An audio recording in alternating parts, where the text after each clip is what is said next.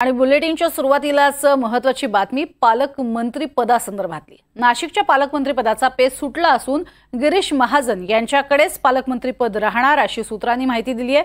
सिंहस्थ कुंभमेळ्यामुळे गिरीश महाजन यांच्याकडे नाशिकचं पालकमंत्री पद राहणार असं सूत्रांकडून कळतंय। तर दुसरीकडे रायगडचा पालकमंत्री पदाचा पेच मात्र अद्याप कायम आहे। तो एकनाथ शिंदे आणि अजित पवार यांनी एकत्र बसून सोडवावा असे आदेश दिल्लीतनं मिळालेत अशी ही माहिती सूत्रांकडून मिळते।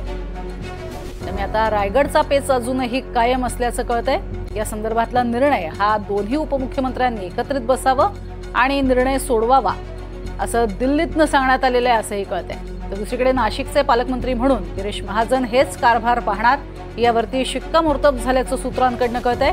गेल्या अनेक दिवसांपासून केवळ याच दोन पालकमंत्री पदांचा वाद हा कायम होता। अर्थातच पालकमंत्री पद घोषित झाली।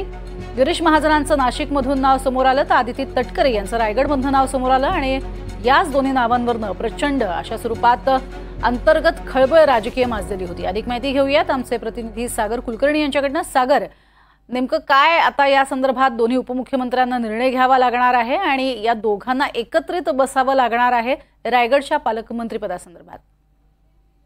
प्रज्ञा, रायगडचं पालकमंत्रीपद हा आता सगळ्यात मोठा तिढा आता अद्यापही आहे। याचं प्रमुख कारण म्हणजे रायगडमध्ये एका बाजूला शिंदे हे आग्रही आहेत त्यांच्या पक्षातल्या नेत्यांना तिकीट तिथलं पालकमंत्रीपद देण्यासाठी, तर दुसरीकडे अजित पवार यांच्या अर्थात तटकरे यांच्या आदिती तटकरेसाठी खूप आग्रही भूमिका आहे। अशा परिस्थितीमध्ये दिल्लीतल्या नेत्यांचं आणि राज्यातल्या मुख्यमंत्र्यांचं दोघांचंही मत असं आलेलं आहे की दोन्ही उपमुख्यमंत्री यांनी एकत्रित बसून याच्या संदर्भात तोडगा काढावा। जी आता माहिती एनडीटीव्हीला मिळते त्यानुसार जवळपास 3 गोष्टींवर याच्यामध्ये चर्चा होईल। एकतर पालकमंत्रीपद 2.5 वर्ष वाटप केलं जावं। आता विद्यमान आदिती तटकरे यांना पहिले 2.5 वर्ष आणि नंतरनं 2.5 वर्ष शिंदेंना ज्यांना द्यायचं त्या व्यक्तींना दिलं जावं। दुसरा फॉर्म्युला असा समोर येतोय की पालकमंत्री आणि सहपालकमंत्रीपद असं नियुक्त केलं जावं। त्याच्यामध्ये अर्थात राष्ट्रवादीचे आदिती तटकरे पालकमंत्री राहील आणि सहपालकमंत्री शिंदेकडनं जे व्यक्तींचं नाव सुचवलं जाईल ते राहील। जर या दोन्ही तोडगा निघत नसेल तर मात्र पालकमंत्रीपद देताना तटस्थ व्यक्ती म्हणजे ना तटकरेपैकी की गोगावले यांच्या रायगड शिवाय शिवसेनेचे इतर कोण व्यक्तीला पालकमंत्रीपद दिलं जाईल त्याच्यातून हा वाद सोडवला जावा। अशा 3 फॉर्म्युलावर हे चर्चा आता सध्या सुरू आहे। पण नाशिकचं पालकमंत्रीपद गिरीश महाजन यांच्याकडे राहणार हे जवळपास स्पष्ट झालेलं आहे।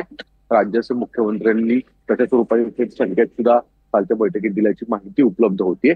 यामुळे नाशिकचा तिढा सुटला तरी आता रायगडचा होणार काय हा एक मुद्दा राहतोय आणि अर्थात पुढच्या काही दिवसातच रायगडच्या बाबतीत सुद्धा स्पष्टता आणली जाईल असं म्हटलं जातं। पण मुद्दा स्पष्ट आहे की 3 फॉर्म्युलांपैकी जर गणित सुटत नसेल तर अर्थात मुख्यमंत्री जो निर्णय डायरेक्ट घेतील तेच अंतिम राहील आणि याच्यामध्ये मग कुणाचेही नंतरनं दबाव स्वीकारला जाणार नाही हे देखील स्पष्ट दिसून येते। नक्कीच, तुर्तास धन्यवाद या संपूर्ण माहितीसाठी। दरम्यान हर्षवर्धन सपकाळ यांनी नेमकी काय प्रतिक्रिया दिलेली आहे तीही पाहूयात।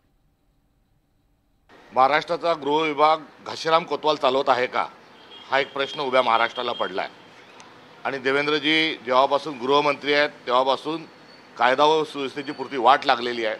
महिलाच्या शोषणाच्या एकामागे एक अनेक घटना या समोर येत आहेत आणि अशा परिस्थितीत पोलीस हप्तेखोरीमध्ये मशगूल आहे। कुठल्याही सार्वजनिक ठिकाणी आपण जर गेलात तर गरजुल्ल्यांची त्या ठिकाणी गर्दी सतत आढळून येते। दारूंच्या बाटल्यांचा खच आणि गुंडागर्दी करणारे लोक हे